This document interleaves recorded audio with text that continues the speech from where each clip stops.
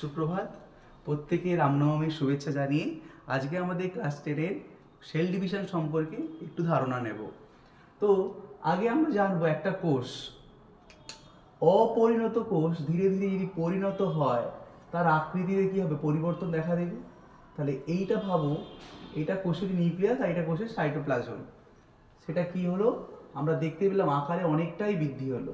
তো তারপরে সেই কোষটা কি হতে পারে, দুটো কোষে পরিণত হতে পারে। এটা দুটো প্রক্রিয়া, একবার হবে নিউক্লিয় বিভাজন যাকে আমরা ক্যারিওকাইনেসিস বলছি, আর একটা আমরা বলছি সাইটোপ্লাজমের বিভাজন, সাইটোকাইনেসিস।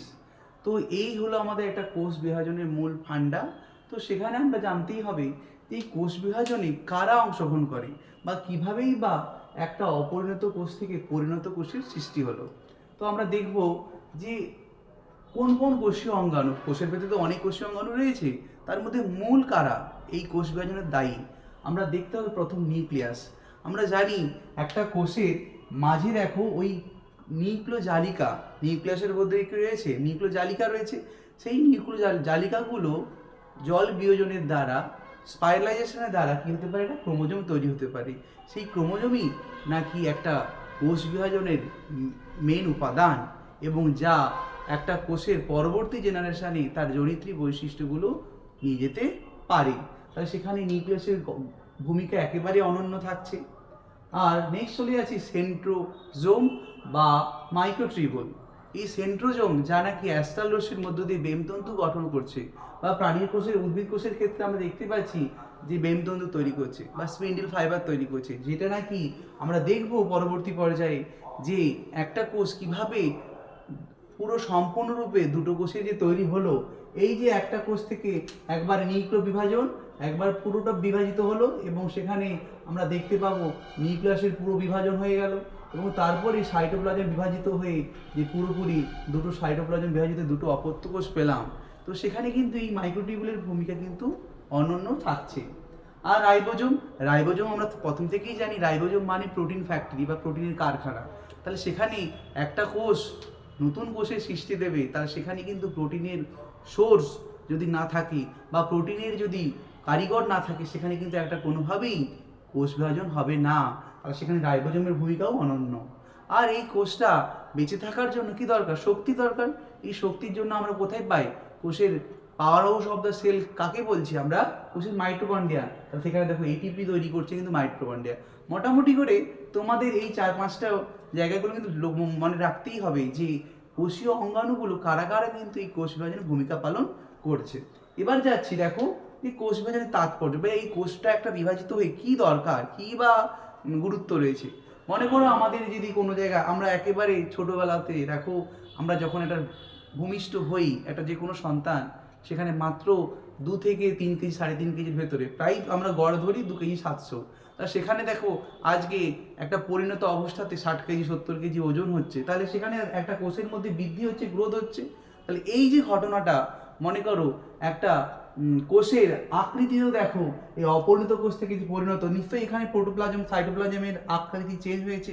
তাহলে কোষের এখানে কিন্তু এই কোষ বিভাজনের মধ্য দিয়েই একটা জীবের পূর্ণতা বা বৃদ্ধিতে সাহায্য করছে।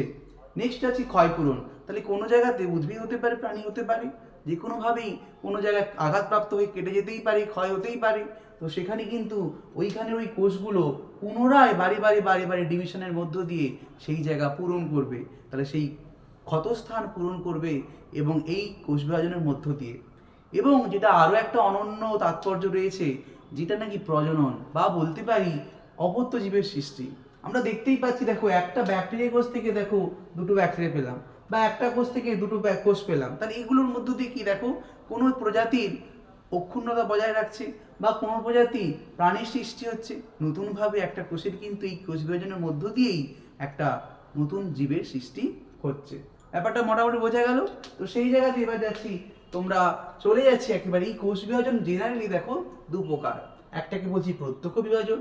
প্রত্যক্ষ মানেই যে কোষ বিভাজন নাকি সরাসরি, আর পরোক্ষ বিভাজন অর্থাৎ যেটা নাকি ক্রোমোজোম তৈরির মধ্য দিয়ে বা পরবর্তী পর্যায়ের মধ্য দিয়ে হয়, সেখানে সরাসরি কিন্তু ইনভলভ থাকছে না। তো সেখানে এই অ্যামাইডোসিস এই প্রক্রিয়া, যেটা নাকি আমাদের বলছি একটা প্রত্যক্ষ বা সরাসরি কোষ বিভাজন দশা।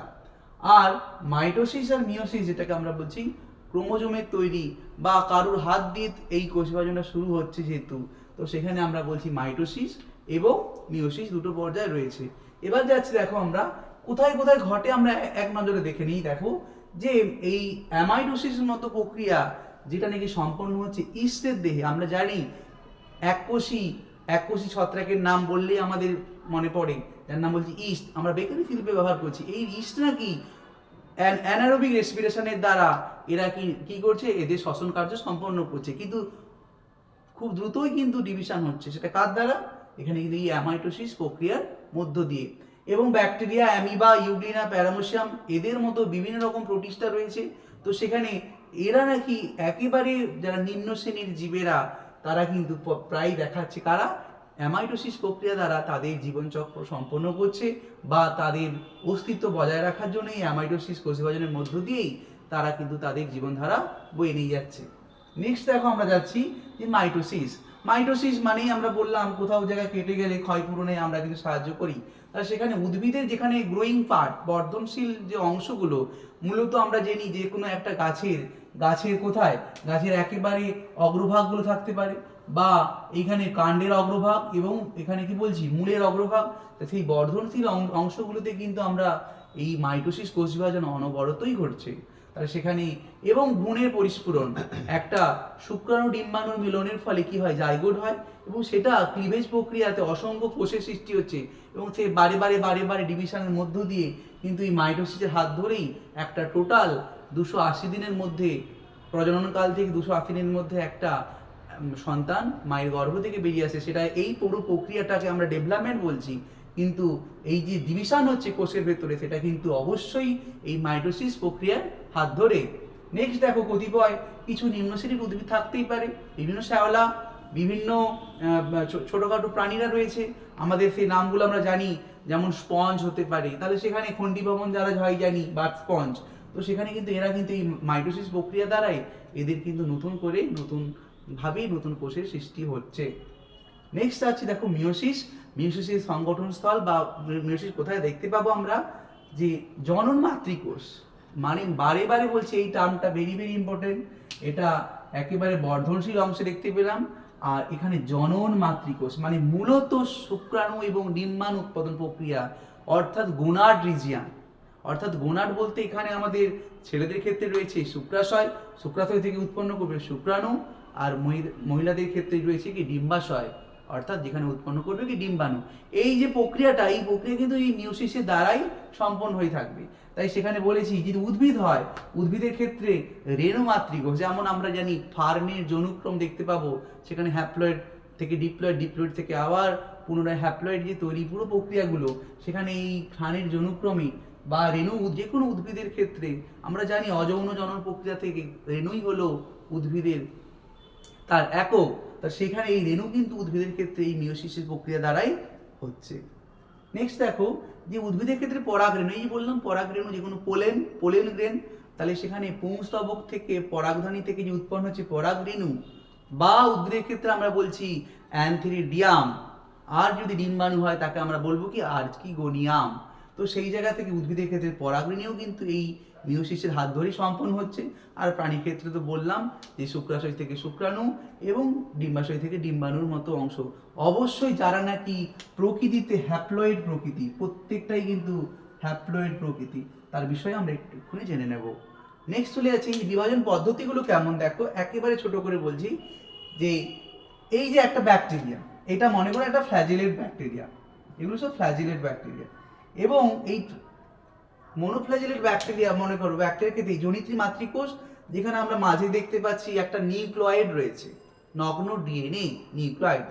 এই নিউক্লিয়েডটা দেখো সরাসরি বিভাজিত হচ্ছে, দেখো বিভাজিত হয়ে গিয়ে দেখো একটা ডাম্বেলের মতো, আমরা যে ব্যায়াম করি যে ডাম্বেল আকৃতি, দেখো এই ডাম্বেলের মতো দুদিকে নিউক্লিয়াসটা সরাসরি এখান থেকে ভাগ হয়ে গেছে। বা এই প্রক্রিয়ার নাম আমি প্রথমেই বলেছিলাম, যাকে আমরা বলছি ক্যারিওকাইনেসিস। এই ক্যারিওকাইনেসিস বা নিউক্লিয় বিভাজন, কি বললাম, ক্যারিওকাইনেসিস বা নিউক্লিয় বিভাজন, এখানে সরাসরি নাকি এই নিউক্লিয়াসটা প্রথমে ভেঙে যাবে। এবং নেক্সট দেখো, আর এখানের এই পুরো অংশটাকে আমরা কি বলছিলাম, সাইটোপ্লাজম। এই সাইটোপ্লাজমটা দেখো তারপরে ধীরে ধীরে দেখো সুইচিং হওয়া শুরু করেছে, দুদিক থেকে দেখো একটা ঘাঁজ বা খাঁজ তৈরি করেছে। তাহলে সেই খাঁজের দেখো দেখো খাঁজের পরিমাণটা ধীরে ধীরে বাড়ছে এবং আলটিমেট দুটো অপত্য দেখো আমরা দুটো ব্যাকটেরিয়া, মোনোফ্ল্যাজেলেট ব্যাকটেরিয়া আমরা কিন্তু আলটিমেট পেয়ে গেলাম। একেবারে সাদা মাঠা, এখানে কোনো রকম কোনো ক্রোমোজোম আমরা দেখতে পেলাম না। তাহলে এটা কিন্তু ভেরি ভেরি ইম্পর্টেন্ট। এই মাইটোসিস প্রক্রিয়ার একটা মূল বৈশিষ্ট্য হলো এটা সরাসরি হবে। আর কি বললাম, এখানে ক্রোমোজোম এবং নিউক্লিয়াস সরাসরি বিভাজিত হয়ে যাচ্ছে। এখানে কিন্তু কোনো কিছু ক্রোমোজোম তৈরি হবে না, নিউক্লিয়াসটা সরাসরি বিভাজিত হয়ে যাচ্ছে। কিন্তু এখানে কোনো বেমতন্তু বা স্পিন্ডিলও আমরা দেখতে পেলাম না। বোঝা গেল? তাহলে সেই জায়গা থেকে আমরা এই নিউক্লিয় বিভাজন হচ্ছে আর সাইটোপ্লাজমের বিভাজনকে আমরা কি বললাম, সাইটোকাইনেসিস। তাহলে এই রকম দুটো প্রক্রিয়া আমরা জানতে পারলাম যে সাইটোপ্লাজমের বিভাজনকে আমরা সাইটোকাইনেসিস আর নিউক্লিয় বিভাজনকে আমরা কি বলছি, নিউক্লিয় বিভাজন, ক্যারিওকাইনেসিস। নেক্সট চলে যাচ্ছি দেখো মাইটোসিস। এই জায়গাতে স্পষ্ট দেখো এই একটা কোষ ছিল প্রথম, এই কোষটা ওই ক্রোমাটিন জালিকাগুলো ধীরে ধীরে পেঁচিয়ে দেখো দুটো সুস্পষ্ট ক্রোমোজোম করেছে।